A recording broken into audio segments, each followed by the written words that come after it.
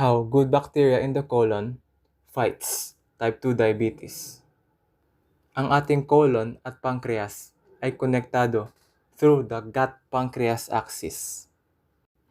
Isa siyang two-way highway kung saan nagko-communicate ang pancreas papunta sa colon at ang colon papunta sa pancreas.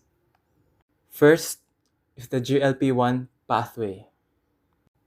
This good bacteria helps produce GLP-1 sa ating colon. At ang GLP-1 is a signal to the brain that it's full, nabusog na siya. And this GLP-1 also signals the pancreas to produce insulin. So that's the first action. The second action that this good bacteria is doing is it creates a natural thick barrier. This natural thick barrier helps prevent toxins and bad bacteria to leak into the bloodstream from the colon. If wala ito, if makikita nyo, magli-leak yung mga bad bacteria and toxins. And this is inflammatory to the every systems in the body.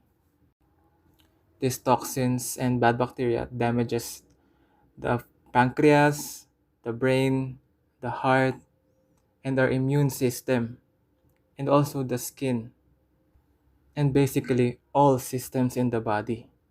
So we have to create and bring back and restore this natural thick barrier through this good bacteria in the colon named Akkermansia muciniphila. Third action is through a fiber-rich diet. These fibers, that is the food of Akkermansia. And in turn, Akkermansia produces propionate, butyrate, acetate, and other beneficial metabolites that our pancreas needs, our brain needs, our heart needs, and all of the systems in the body needs.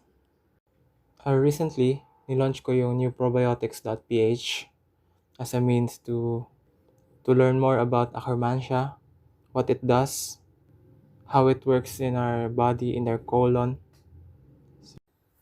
Ngayong World Diabetes Day, ibalik natin ang Akkermansia, ibalik sa ating colon.